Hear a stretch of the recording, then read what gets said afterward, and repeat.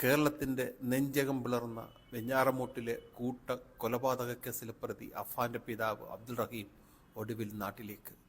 വ്യാഴാഴ്ച രാത്രി ദമ്മാമിൽ നിന്ന് എയർ ഇന്ത്യ എക്സ്പ്രസ് വിമാനത്തിൽ പുറപ്പെട്ട അദ്ദേഹം വെള്ളിയാഴ്ച രാവിലെ തിരുവനന്തപുരം വിമാനത്താവളത്തിലെത്തും.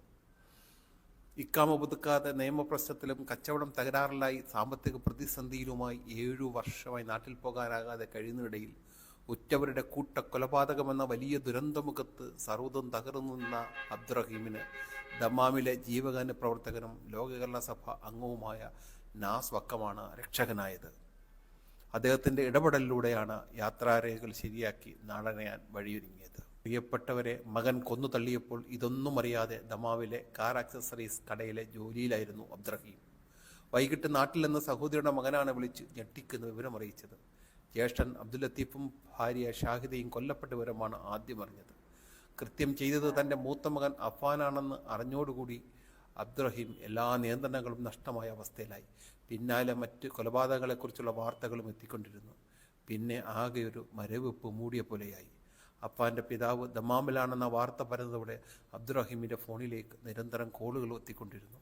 അപ്പോഴും ഒരാൾക്കും അദ്ദേഹത്തെ നാട്ടിലെത്തിക്കുന്നതിനുള്ള വഴി പറഞ്ഞു കൊടുക്കാൻ സാധിക്കുന്നുണ്ടായിരുന്നില്ല. വിവരമറിഞ്ഞെത്തിയ നാസ് വക്കം ആശ്വസിപ്പിക്കുകയും നേരെ അടുത്തുള്ള പോലീസ് സ്റ്റേഷനിലേക്ക് കൂട്ടിക്കൊണ്ടുപോവുകയും ചെയ്തു. ഇക്കാമയുടെ കാലാവധി കഴിഞ്ഞതായിരുന്നു പ്രധാനപ്പെട്ട പ്രശ്നം. 3 വർഷമായിരുന്നു.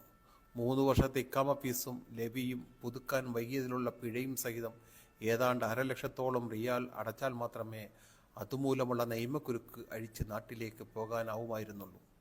എന്നാൽ ഇതിനുള്ള പണം കണ്ടെത്താൻ ഒരു മാർഗവും റഹീമിന് മുന്നിലുണ്ടായിരുന്നില്ല. നടത്തിയിരുന്ന കച്ചവടം തകർന്നതിനാൽ വൻ സാമ്പത്തിക ബാധ്യതയുമുണ്ട്. സൗദി നാടുകടത്തൽ കേന്ദ്രം, പാസ്പോർട്ട് വിഭാഗം എന്നിവയുടെ മേധാവികളെ നേരിൽ കണ്ട് നാസ് വക്കത്തിന് അബ്ദുറഹീമിൻ്റെ ദയനീയ സ്ഥിതി ബോധ്യപ്പെടുത്താനായത് വഴിത്തിരിവായി. ഇതെല്ലാം കേട്ടറിഞ്ഞ് മനസ്സലിഞ്ഞ ഉദ്യോഗസ്ഥർ സഹായിക്കാൻ സന്നദ്ധരാകുകയായിരുന്നു. അബ്ദുറഹീമിനെ നാസ് വക്കം ദമാം നാടുകടത്തൽ കേന്ദ്രത്തിൽ നേരിട്ട് ഹാജരാക്കി. സാധാരണ ഒരാൾ നാടുകടത്തൽ കേന്ദ്രത്തിലെത്തിയാൽ 3 ദിവസം കഴിഞ്ഞ് മാത്രമേ നടപടിക്രമങ്ങൾ ആരംഭിക്കുകയുള്ളൂ. കുറഞ്ഞത് 7 ദിവസമെങ്കിലും കഴിയാതെ നടപടികൾ പൂർത്തിയാക്കാനും കഴിയില്ല. എന്നാൽ അധികൃതർ കനിഞ്ഞപ്പോൾ ഒറ്റ ദിവസം കൊണ്ട് എല്ലാ നിയമക്കുരുക്കും അഴിച്ച് ഫൈനൽ എക്സിറ്റ് നടപടിക്രമങ്ങൾ പൂർത്തിയാക്കാൻ നാസ് വക്കത്തിനായി. വ്യാഴാഴ്ച ഉച്ചയോടെയാണ് ഇതെല്ലാം പൂർത്തിയാക്കിയത്. രാത്രി 12:15 ദമാം എയർപോർട്ടിൽ നിന്ന് പറന്നുയർന്ന എയർ ഇന്ത്യ എക്സ്പ്രസ് വിമാനത്തിൽ നെഞ്ചുറയുന്ന നോവുമായി അബ്ദുറഹീം നാട്ടിലേക്ക് തിരിച്ചു.